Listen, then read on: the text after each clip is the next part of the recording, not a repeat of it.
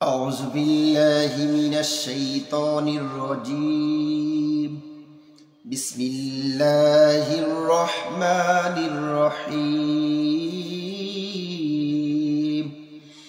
فاذكروني يذكركم واشكروا لي ولا تكفرون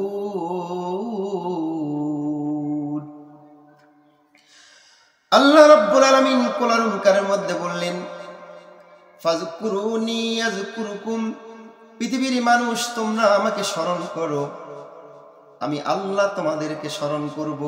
সুবহানাল্লাহ। এখানে আল্লাহকে স্মরণ করার অর্থ হচ্ছে আল্লাহর ইবাদত করা। আমরা যদি আল্লাহর ইবাদত করতে পারি, আল্লাহ রাব্বুল আলামিন আমাদেরকে সওয়াব দিয়ে, জান্নাত দিয়ে তিনি আমাদেরকে স্মরণ করবেন। আল্লাহু আকবার। সম্মানিত ভাইরা আমার, আল্লাহ রাব্বুল আলামিনের স্মরণ, আল্লাহর জিকির আমাদেরকে সব সময় করতে হবে। কারণ আল্লাহর স্মরণ, আল্লাহর জিকির এটা এমন একটা বিষয়।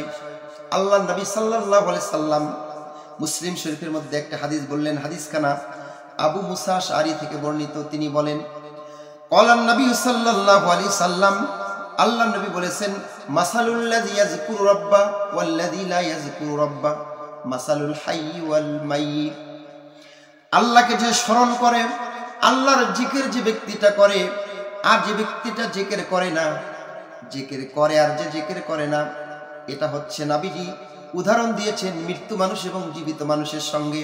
অর্থাৎ মৃত্যু এবং জীবিত মানুষের মধ্যে যেরকম একটা পার্থক্য রয়েছে, আল্লাহকে যে স্মরণ করে আর আল্লাহকে যে স্মরণ করে না, আল্লাহর যে জিকির করে আর যে জিকির করে না, আল্লাহর নবী বলে এই মানুষটা হচ্ছে মৃত্যু এবং জীবিতের মতো। মৃত্যুর চেয়ে জীবিতের যেরকম মূল্য বেশি, আল্লাহকে যে স্মরণ করে না আর যে আল্লাহকে স্মরণ করে, এই ব্যক্তিটার অত্যন্ত দামি। এজন্য আমি আপনাদেরকে বলতে চাই, বেশি বেশি করে আল্লাহকে স্মরণ করবেন। আল্লাহকে বেশি বেশি করে স্মরণ করার ছোট্ট একটা তাসবিহ আমি আপনাদেরকে বলি। আল্লাহর নবী বলেছেন, আফজালুজ যিকরি লা ইলাহা ইল্লাল্লাহ, শ্রেষ্ঠ জিকির হচ্ছে লা ইলাহা ইল্লাল্লাহ। এই জন্য আপনি মনে মনে চুপি সারে যত বেশি খুশি, যখন খুশি, যখন আপনি সময় পাবেন, অবসর পাবেন, করবেন লা ইলাহা ইল্লাল্লাহ। কারণ আল্লাহ রাসূল বলেছেন লা ইলাহা ইল্লাল্লাহ, এই জিকিরটুকু আল্লাহর কাছে সবচেয়ে দামি। সম্মানিত ভাইরা, ছোট্ট একটি হাদিস আমি আপনাদেরকে বলবো। এই হাদিসখানা বুখারী এবং মুসলিমের মধ্যে পাওয়া যায়।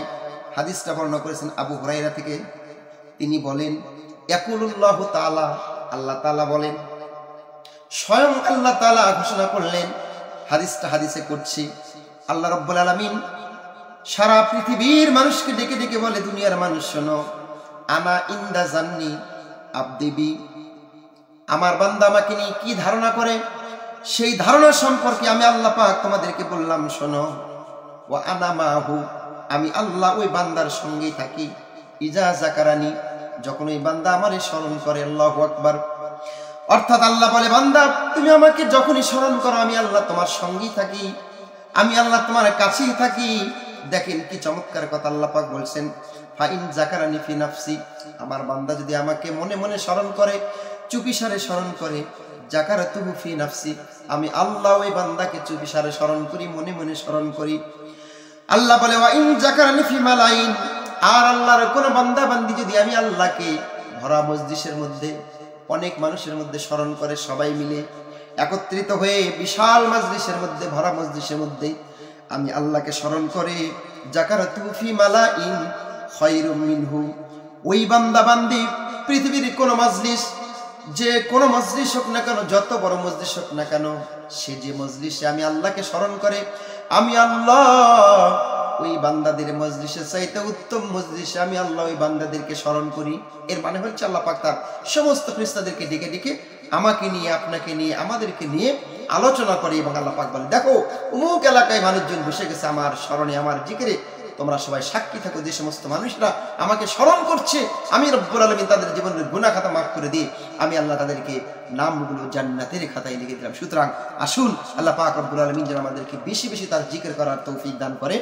আর ছোট্ট একটি কথা বলবো, সেটা হচ্ছে দুটি তাসবিহ আপনারা বেশি বেশি করে পড়বেন। যেই দুটো তাসবিহ সম্পর্কে আমার রাসূল সাল্লাল্লাহু আলাইহি ওয়াসাল্লাম বলেছেন, কালিমাতানি হাবিবাতানি ইলার রহমান খফিফাতানি আলাল লিসানি সাকিলাতানি ফিল মিজান।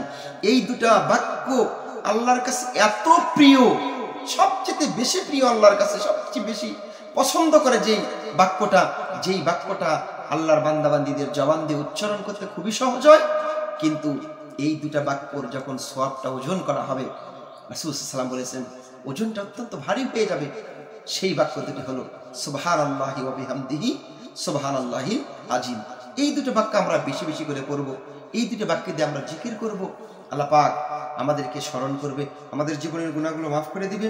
আল্লাহ পাক রব্বুল আলামিন আমাদেরকে কবুল করবে ইনশাআল্লাহ। আল্লাহ পাক আমাদেরকে বেশি বেশি করে তার জিকির আজগার করার তৌফিক দান করুন। সকলে পড়ি আল্লাহুম্মা আমিন। আসসালামু আলাইকুম ওয়া রাহমাতুল্লাহি ওয়া বারাকাতুহু।